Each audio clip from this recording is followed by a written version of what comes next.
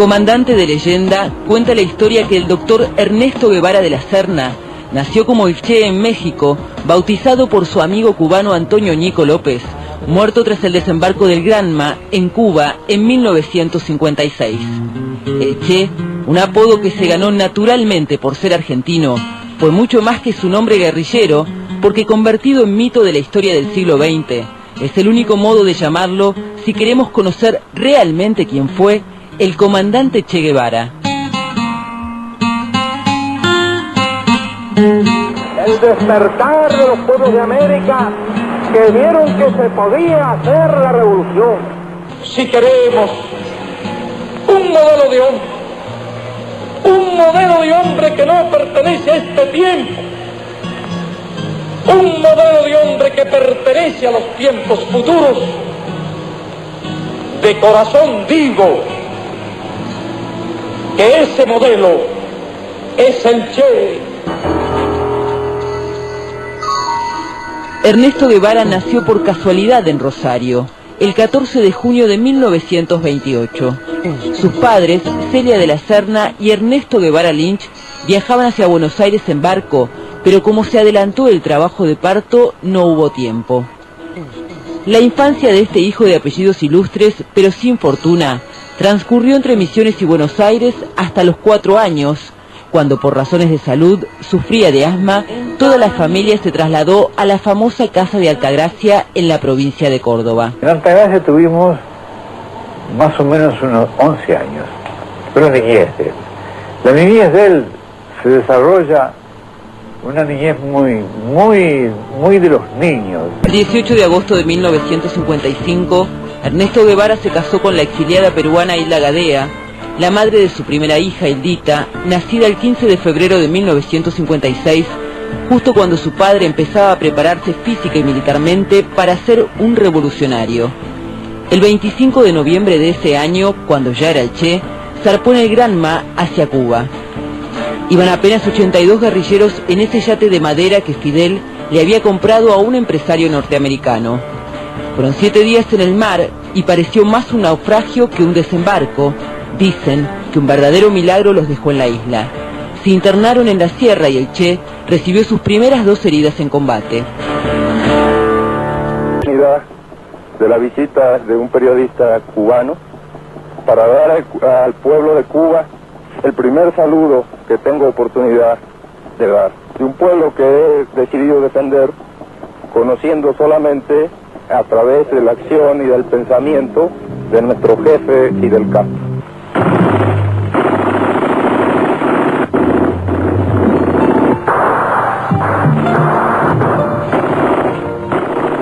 El inhalador y el fusil, tanto como el habano y el mate, marcaron sus combates y sus esperas.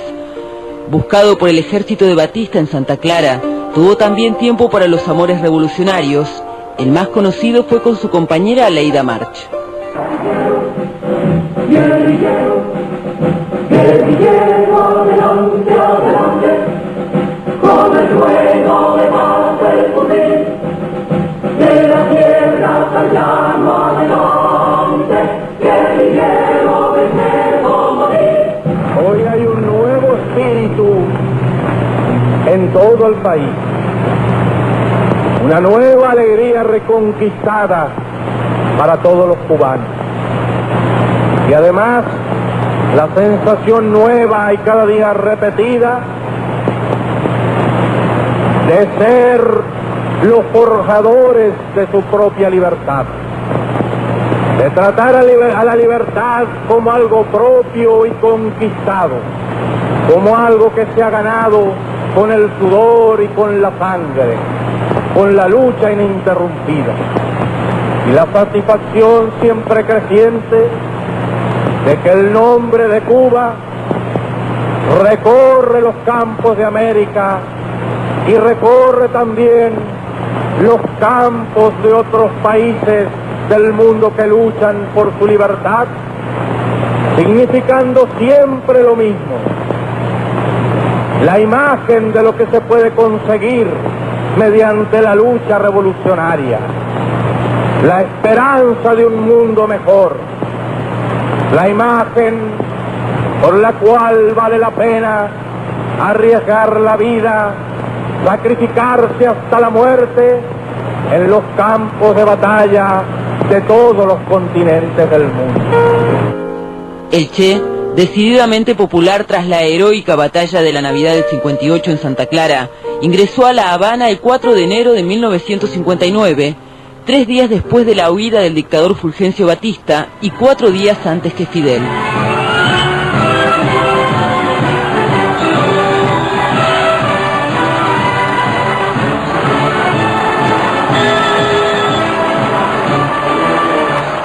En enero de 1959, Fidel hizo su entrada triunfal en La Habana.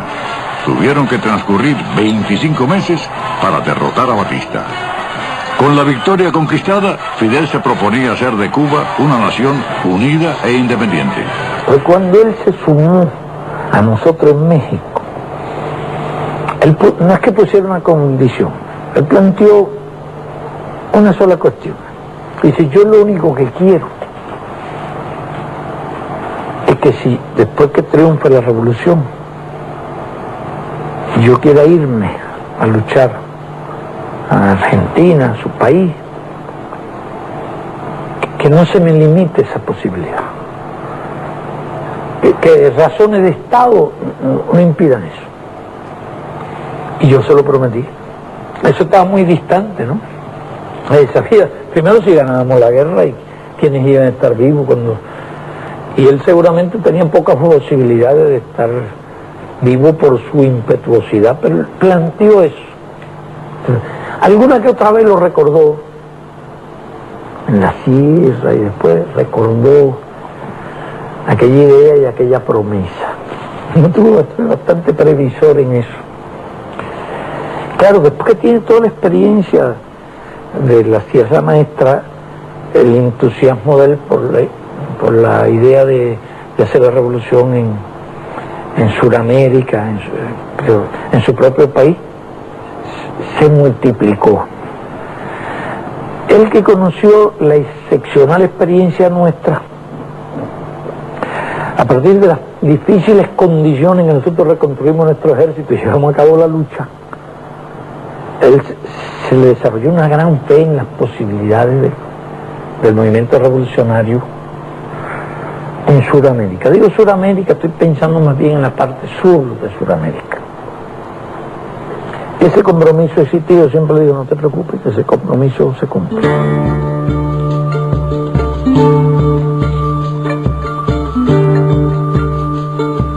Todavía queda mucho por hacer aquí, como queda mucho por hacer en cada lugar del país. Pero eso lo debemos conquistar nosotros con nuestro esfuerzo cotidiano. Y tenemos para ello muchos deberes. Pero hay dos que son los deberes fundamentales. Uno es de la preocupación diaria por el trabajo, por la producción. Por la producción y también en otros trabajos que no son directamente de producción. ¿Por qué es tan importante trabajar en una máquina para sacarle el máximo de rendimiento? Como atender bien a algún ciudadano que va a cualquiera de las tiendas de nuestras organizaciones especializadas en ello, o de los restaurantes, o para un médico asistir con el mayor amor, el mayor interés a cada uno de los pacientes que le son encomendados. Es decir, la tarea del trabajo debe estar constantemente a la orden del día. Al Che se le asigna una responsabilidad del Ministerio de Industria. Trabajó con gran método, ejerció distintos cargos. Cada vez que hacía falta un hombre serio para un cargo importante, el Che se prestaba para ese trabajo. Se le nombró director del Banco Nacional en un momento que aquellos técnicos especialistas en banco, pero inconsistentes políticamente, abandonaron el país y se fueron. Se le designó presidente del Banco Nacional. Después hicieron bromas y anécdotas que si se había preguntado por un economista, y el Che se ofreció, y dice, si tú eres economista, yo no, yo soy comunista. Porque empezaba esta lucha dentro del país, y los elementos de derecha acusaron al Che de comunista y todo ese tipo de cosas. Pero el Che siempre tuvo una gran autoridad. Cada una de las tareas que se le dio la cumplió estrictamente, con brillantez. Trabajó mucho, adquirió su primera experiencia en la industria nacionalizada, en la organización de la producción, en los controles de la producción, en el trabajo voluntario. Fue uno de los pioneros del trabajo voluntario y en casi todas las actividades participó. Era muy consecuente en todo lo que hacía y era ejemplo en todo lo que hacía. El trabajo voluntario es la expresión genuina de la actitud comunista ante el trabajo en una sociedad donde los medios fundamentales de producción son de propiedad social. Es el ejemplo de los hombres que aman la causa de los proletarios y que subordinan a esa causa sus momentos de recreo y de descanso para cumplir abnegadamente con las tareas de la revolución.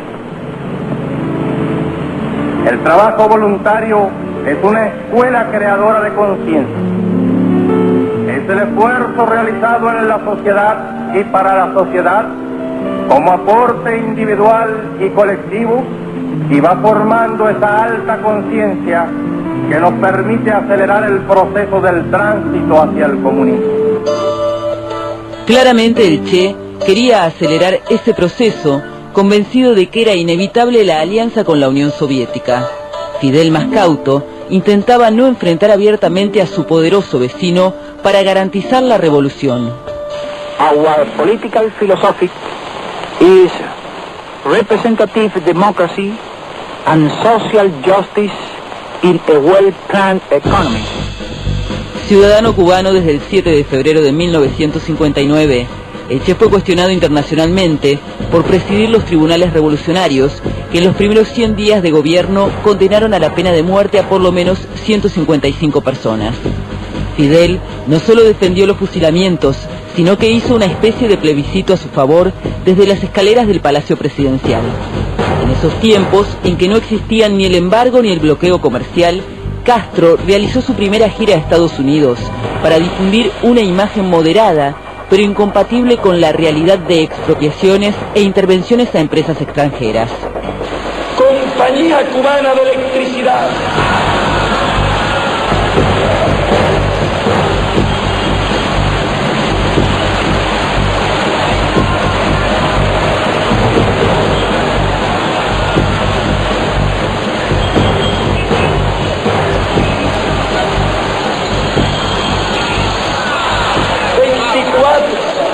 United with God.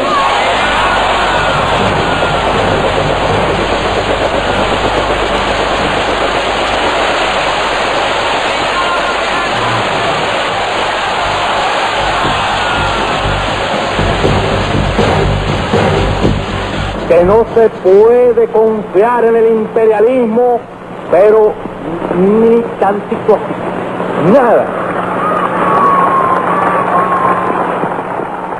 Teníamos excelentes relaciones de amistad, de confianza, y el Che realmente les prestaba mucha atención a los puntos de vista, a los criterios que yo le daba, pues siempre mantuvimos una confianza y una amistad hasta el final. Pero aquella era su idea. La otra cosa era prohibirle, y eso no estaba dentro del tipo de relaciones que teníamos nosotros, ni por razones de Estado, ni imponerle un criterio. Más allá de las diferencias que nunca admitieron en público, Guevara y Castro eran amigos. El 2 de junio, cuando el Che se casó por segunda vez, les pidió a Fidel y a Raúl que fueran sus testigos.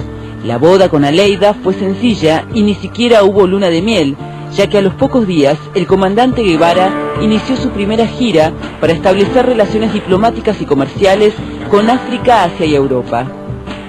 Fidel lo envió aprovechando la buena imagen que el Che tenía en los países socialistas y tercermundistas, pero también para disminuir la presión. El error de Guevara es creer que con la violencia solucionaba los problemas y con la teoría de los focos revolucionarios. Y ahí es donde él se equivoca. El presidente argentino Arturo Frondizi jugó un papel inesperado. Como representante de la primera revolución socialista en América, Guevara participó de la reunión interamericana de la CIES en Punta del Este, el escenario elegido por Estados Unidos para presentar su alianza para el progreso. Habían pasado más de 4 meses de la desastrosa invasión yanqui a Playa Girón, o Bahía de Cochinos, en donde rotas las relaciones, el gobierno del presidente Kennedy había subestimado el factor humano, vital a la hora de entender al pueblo cubano. El presidente Kennedy hablaba conmigo de todos los problemas. Y después le voy a contar cómo tenía que gobernar. Sobre la Bahía de los Cochinos, el asunto es totalmente desconocido todavía hoy en Estados Unidos. Pero Kennedy me lo contó a mí. Un día que yo entro a verlo, en vez de darme la mano, se agarra la cabeza con las 2 manos. Me dice: presidente, ¿vio la barbaridad que hemos cometido? Le digo: ¿a qué se refiere usted, presidente? Me dijo: me refiero a la Bahía de los Cochinos. Y a usted se la voy a contar. Me dijo: el servicio secreto de Estados Unidos me convenció de que si había un desembarco de 2.000 cubanos, todo el pueblo de Cuba se sublevaba. Y yo, como un tonto, me lo creí. Se hizo el desembarco y al rato llega el hombre de los servicios secretos y me dice: señor presidente, Castro está matando a todos los que desembarcaron, pero usted no se preocupe porque yo tengo preparados los barcos, los aviones, los helicópteros y los marines para desembarcar y tomar la isla de Cuba. Entonces ahí me di cuenta del engaño y le dije: señor, no lo autorizo. Me dijo: pero señor presidente, ¿cómo va a quedar Estados Unidos ante el mundo? Eso no le importa a usted. Usted me ha engañado y yo no autorizo el desembarco. Y así se salvó Castro del desembarco de las tropas norteamericanas, que ya antes lo había programado el presidente Eisenhower, que me mandó un delegado a Buenos Aires a consultar si lo hacía o no.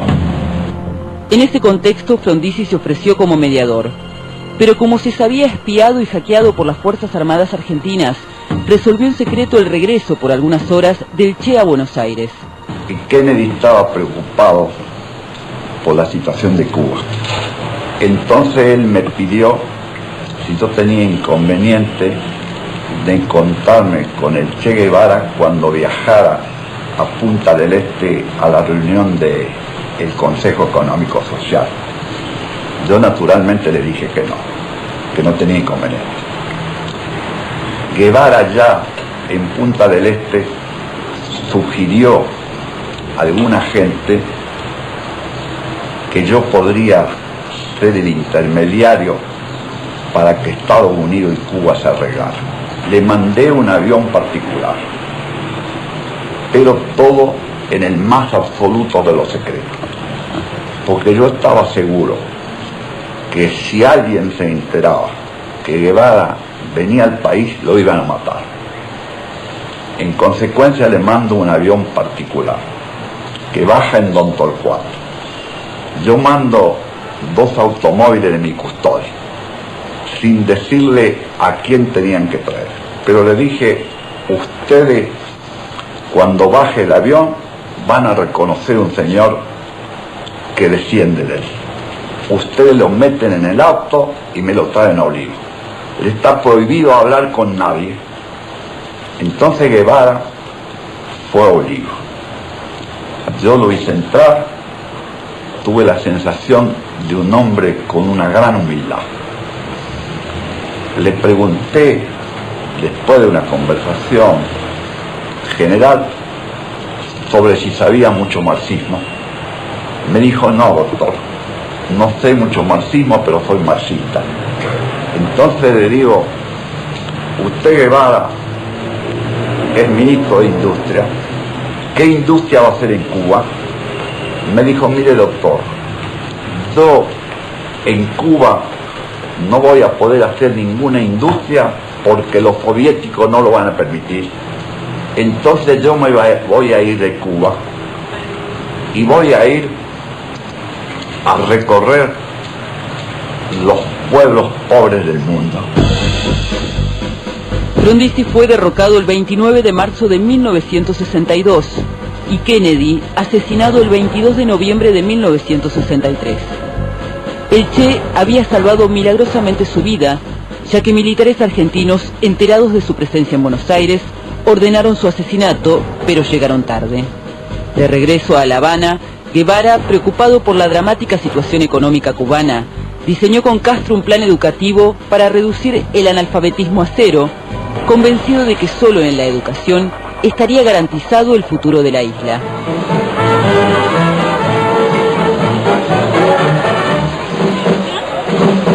Somos la brigada con Rabo Benítez, somos una vanguardia de la revolución. Con el Librenal cumplimos una meta, llevar a toda Cuba la alfabetización.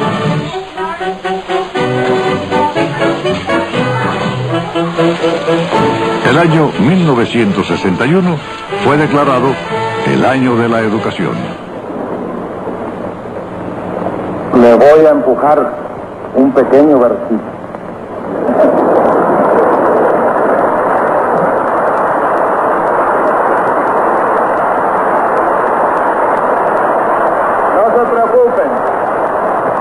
No se preocupen, porque no es de mi propia inspiración, como dicen. Es un poema, nada más que unos párrafos, de un poema de un hombre desesperado. Pero el hombre es un niño laborioso y estúpido que ha convertido el trabajo en una sudorosa jornada. Convirtió el palo del tambor en una azada y en vez de tocar sobre la tierra una canción de júbilo, se puso a cavarla. Y después decía,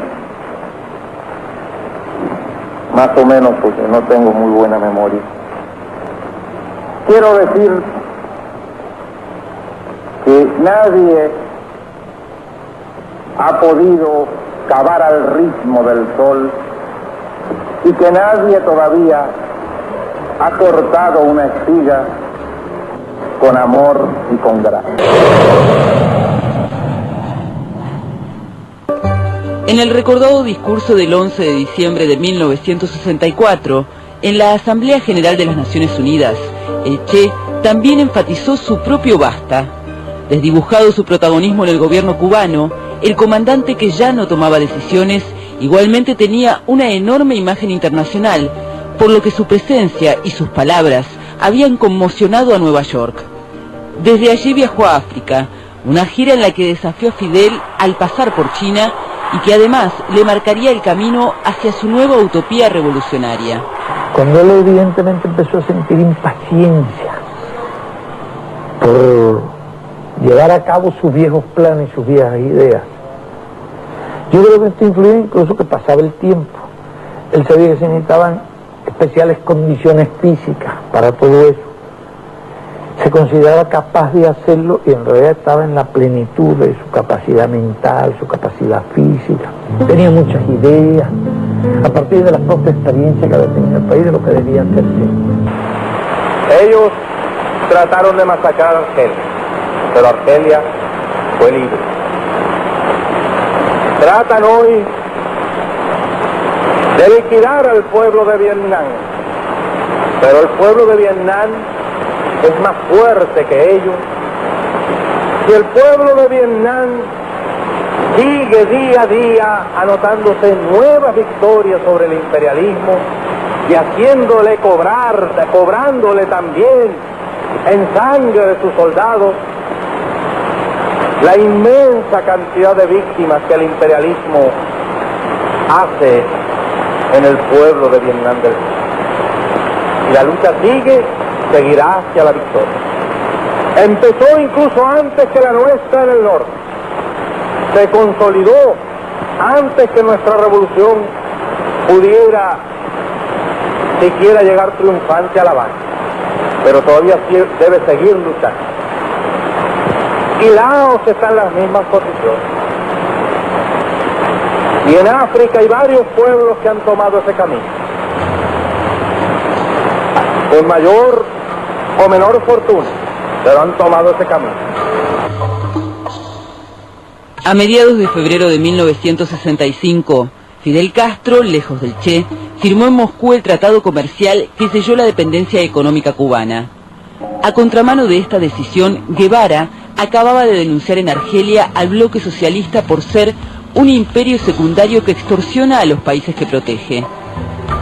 El Che y Fidel volvieron a verse recién en marzo en La Habana. Fueron 2 días y 2 noches de explicaciones que culminaron con la renuncia de Guevara al Ministerio de Industrias y el último retrato de familia. Los amigos acordaron separarse. ¿Se habían perdido la confianza o era una estrategia, como se dijo, para extender la revolución?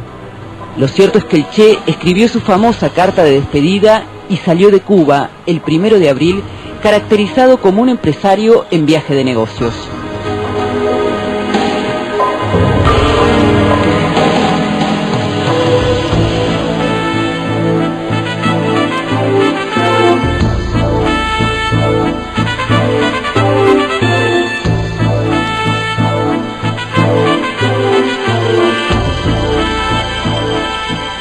Por aquella época se había producido la intervención en el Congo, hoy Zaire, la muerte de Lumumba, todo aquello, y había un movimiento de lucha armada en Zaire. El movimiento de revolución nos pidió una ayuda, que le enviáramos instructores combatientes en una misión internacional. Entonces yo mismo le sugerí al Che la idea de que debe ganar tiempo, esperar.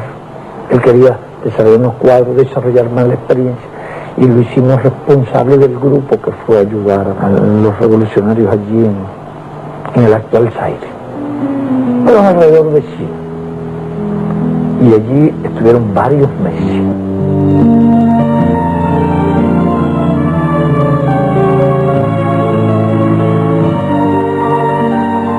No había condiciones para el desarrollo de esa lucha, porque se concebía esta estancia en África transitoria,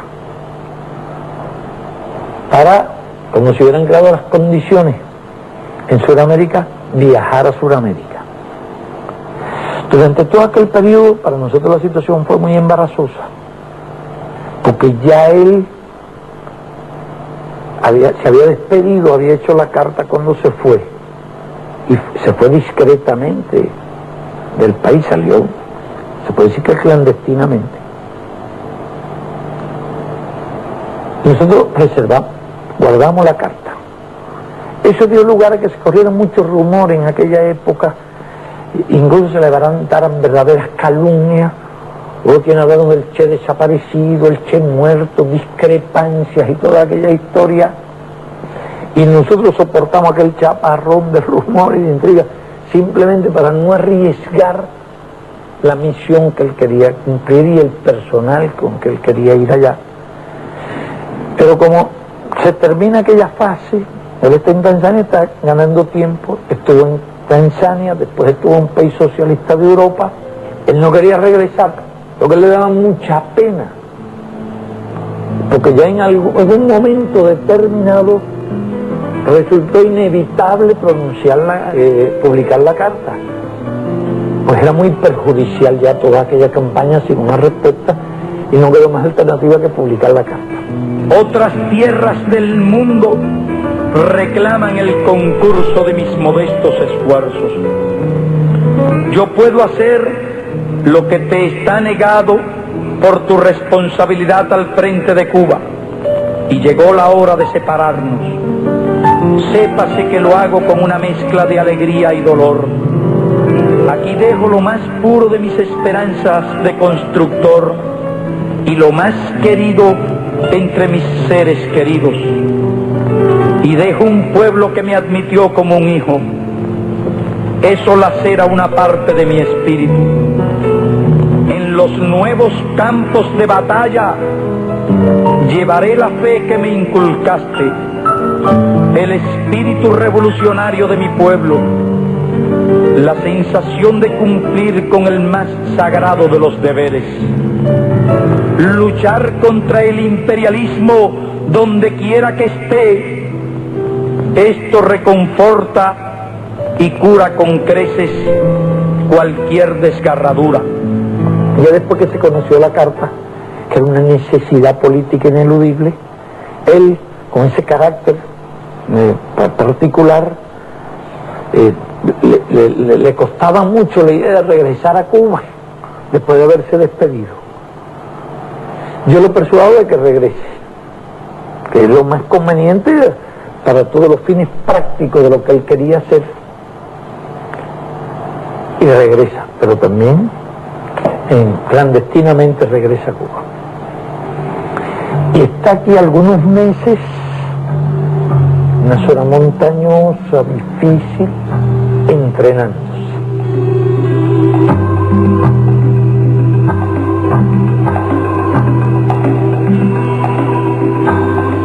Él solicitó la colaboración de un grupo de compañeros, de viejos guerrilleros, algunos nuevos, y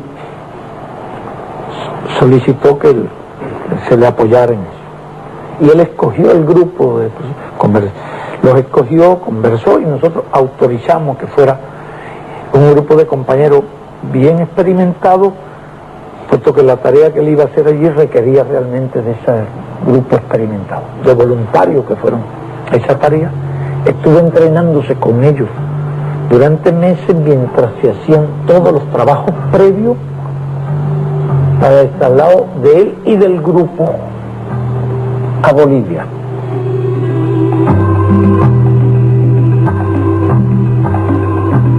El día que se fue, yo hasta incluso hice una broma.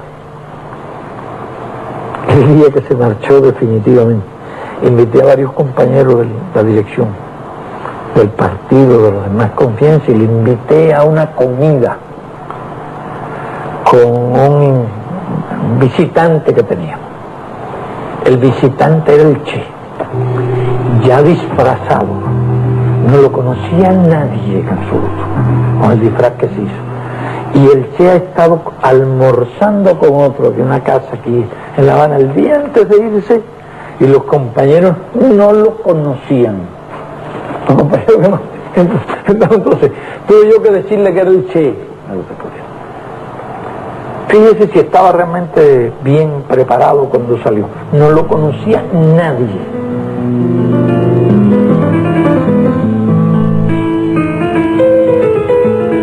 Él había escogido el territorio y había elaborado su plan de lucha. Le interesaba Argentina.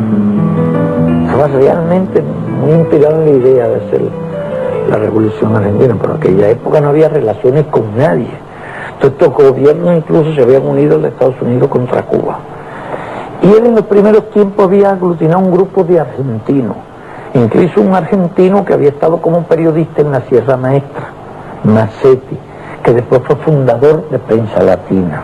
Y lo había captado para sus ideas de lucha en la Argentina.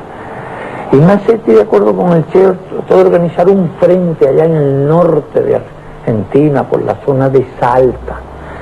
Massetti murió en aquellas misiones. El Che era un hombre siempre muy sensible, muy comprometido con todos sus compañeros. El mero hecho de que él hubiera iniciado aquel esfuerzo de lucha, algunos compañeros hubieran dado la vida, era sin duda uno de los factores que influía incluso en su impaciencia para llevar a cabo aquellas ideas. Y entonces ya él había estudiado esa parte, y la importancia que tenía, parece, es que estaba cerca de la frontera con Argentina. Él conocía el carácter del campesino boliviano, muy callado, muy reservado, muy desconfiado. Él sabía que era muy diferente el carácter del cubano, porque él había recorrido, incluso después que se graduó en motocicleta, había estado recorriendo, él estuvo hasta el Amazonas, en muchos lugares, y tuvo mucho contacto con esas poblaciones, y conocía la tragedia del indio, las características, él conocía mucho eso y lo sentía. Y más de una vez me explicó y me habló de cómo había que trabajar y que eso llevaba tiempo, que eso no era fácil.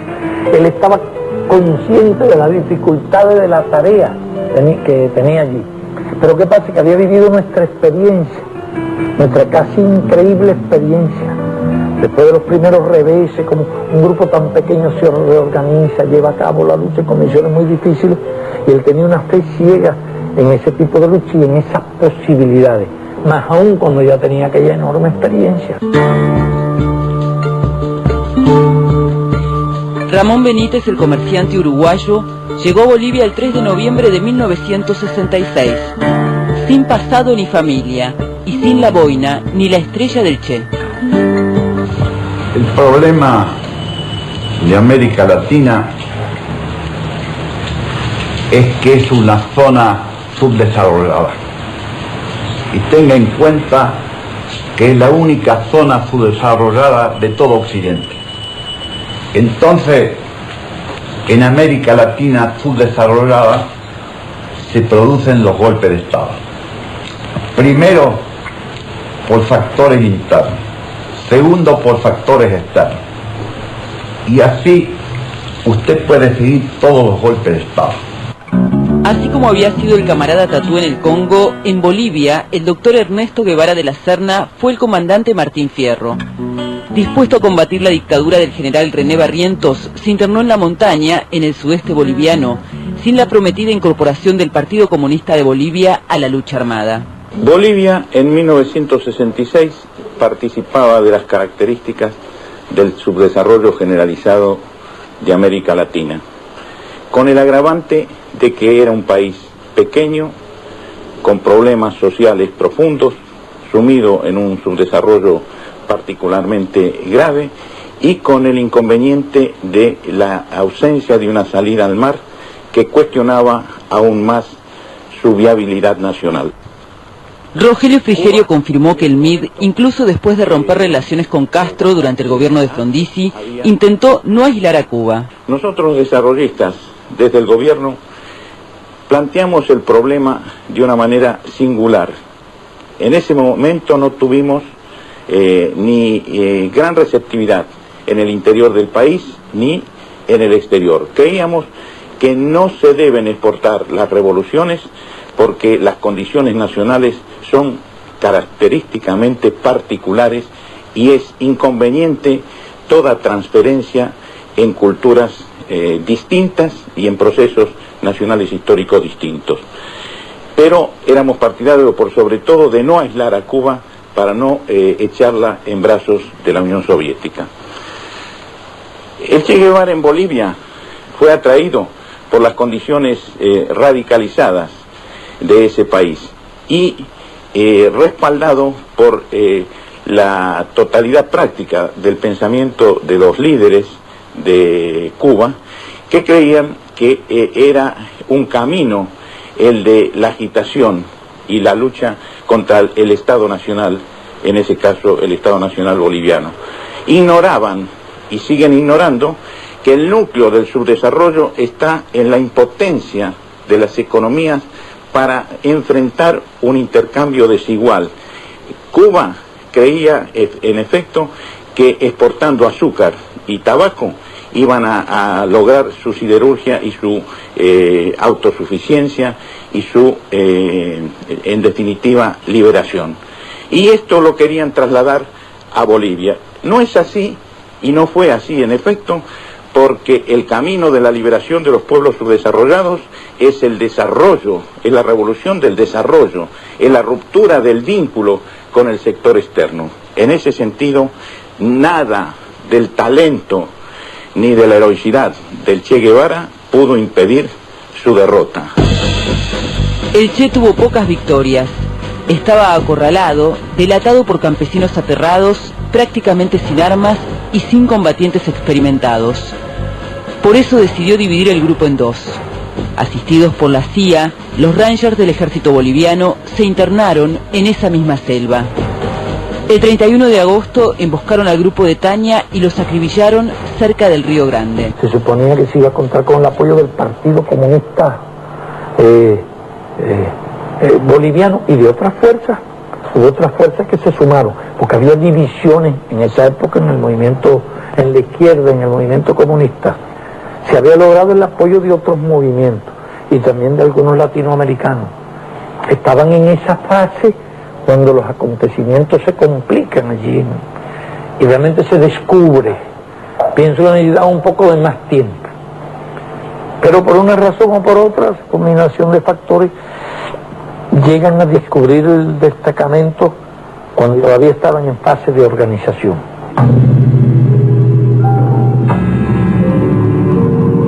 Después entonces hacen una incursión, salen del campamento, queda una fuerza en el campamento y se produce una división del grupo, en dos grupos, que nunca más llegaron a hacer contacto. Incluso el Che no lleva medicina. Ocurrió lo mismo que había ocurrido cuando el Granma no trajo la medicina, y fue una proeza, pues durante meses estuvieron evadiendo el ejército y luchando contra el ejército.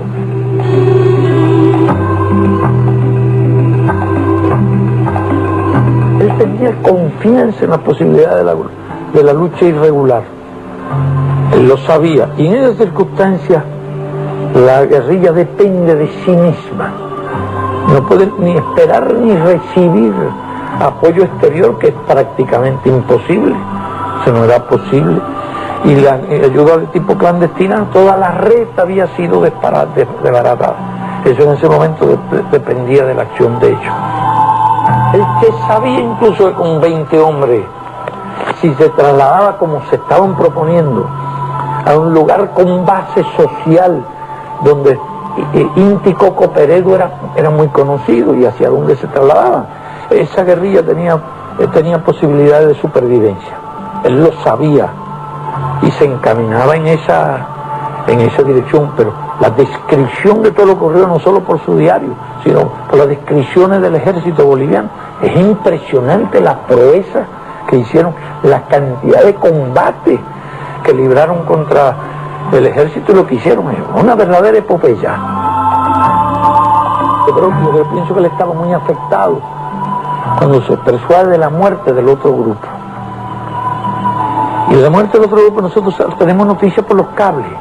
Se explica cómo ella, por nuestra experiencia, yo deduzco inmediatamente que la noticia es exacta, que es correcta, es verídica. La muerte, cuando muere Tamara, cuando muere Joaquín, el grupo se muere. Pero él se resistía a creerlo y se ve en el diario durante muchos meses. Él se resiste, cree que es mentira del ejército, porque han dado muchos partes falsos. Cuando ya se convence, se persuade que no existe, que no lo encuentra, es cuando él emprende una marcha a la búsqueda de una base social, cuando ya tiene algunos cuadros bolivianos buenos, y era correcto, y tenía posibilidades de supervivencia. ¿Cuánto influyó en su ánimo la muerte de aquellos compañeros? Yo creo que actuó con cierta temeridad, porque le iban por un camino. En un momento se para en un alto y dice: vamos precedidos por Radio Bemba. Es decir, todos los vecinos lo estaban esperando. Yo lo conozco bien y yo creo que en ese momento estaba actuando conforme a ese carácter que tenía él. Sentía las cosas muy fuerte, con cierta temeridad. Él entonces sigue el avance, llegan de día a un pueblo, está vacío. Ver un pueblo vacío es señal de que hay algo, la población percibe que va a haber un combate. Es ahí el ejército. Cualquier ejército, cualquiera, no tenía más que esperar en ese camino, emboscarse en ese camino. Y por unas lomas peladas, en pleno mediodía, la vanguardia emprende la marcha. De esa forma. Sí, como si no existiera el ejército. Y entonces esa vanguardia que va adelante cae en emboscada de día, matan varios de ellos. Fue un golpe muy serio. El grupo llevaba además algunos enfermos, llevaba el médico enfermo y el Che lo llevaba de todas maneras, aunque les retrasaba el movimiento, la marcha. Una circunstancia, a veces nosotros lo hicimos si buscábamos un lugar donde poder dejarlo con alguien que lo atendiera, porque no podían resistir la marcha. Él debe haber estado buscando alguna posibilidad en ese sentido, pero ya pierde la vanguardia, está localizado, está en el llano, le matan incluso a alguna de la gente buena, de los bolivianos, creo que le matan a uno de los dos hermanos bolivianos que se estaban destacando muchísimo, ya como cuadro boliviano, y ya queda en una situación muy difícil, en un terreno muy difícil.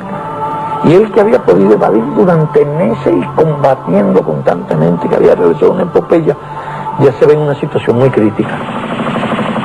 A fines de septiembre de 1967, el Che, sabiéndose perdido, reunió a sus hombres. A los bolivianos los invitó a abandonar la lucha y a los cubanos a combatir hasta morir, representando con orgullo la victoria de la Revolución Cubana.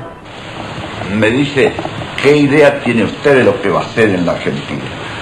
Yo le digo, vea Guevara, la idea mía es producir un cambio estructural en la Argentina, en lo económico, lo social y lo cultural, pero por medios democráticos.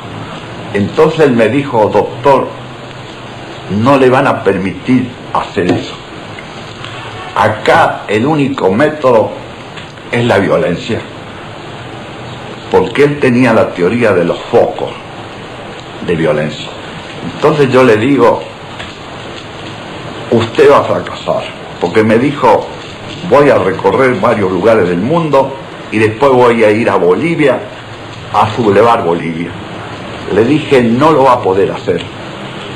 El resultado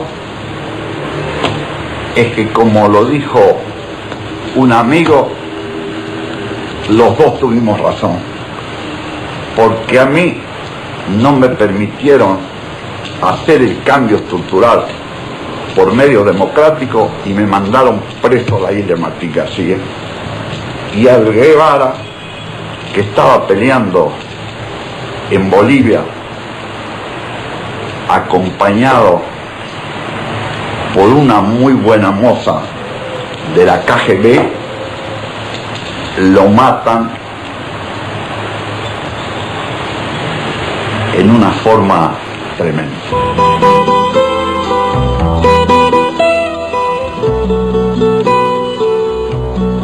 Papá herido, decía el primer telegrama que el capitán Gary Prado envió a La Paz el 8 de octubre de 1967. Ernesto Guevara solo tenía un balazo en la pantorrilla derecha y, como mostró luego esta foto tomada junto a un agente de la CIA, estaba vivo. El gobierno boliviano quiso ocultar sin éxito que recién murió a la 1:10 de la tarde del día después en un aula de la escuelita de La Higuera, ejecutado por orden del presidente por el suboficial Mario Terán. Era un domingo de sol, y su cadáver fue trasladado a la lavandería del Hospital Señor de María en Valle Grande. Seguramente por ignorancia, los militares bolivianos permitieron que el fotógrafo René Cadima inmortalizara la imagen del Che muerto, con los ojos bien abiertos, confirmando el fusilamiento y convirtiéndolo en mártir y en héroe. Ahí yo les dije, oigan jóvenes, sáquenlo en su camilla, sáquenmelo que afuera el Che, les dije. Yo les voy a dar fotos, les dije. Y los soldaditos me hicieron caso, lo sacaron, le pusieron la camilla al suelo y se pararon como unos 10 soldados. Hay una foto, debe haber aquí, hay fotos de eso. Entonces le volvieron a meter al Che. A ver, agárrenme, me subí encima y pisando de ahí de cerquita ya le saqué sin flasha. A ver la cabeza del Che, que está con su ojo abierto como vivo. Fidel, me recuerdo en esta hora de muchas cosas. De cuando te conocí en casa de María Antonia, de cuando me propusiste venir, de toda la tensión de los preparativos.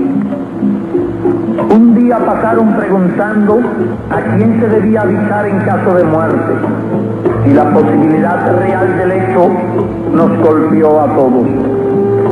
Después supimos que era cierto, que en una revolución se triunfa o se muere, si es verdadera. Te voy a decir algo que se conoce muy poco, ¿no? Creo que nadie conoce eso, ¿no?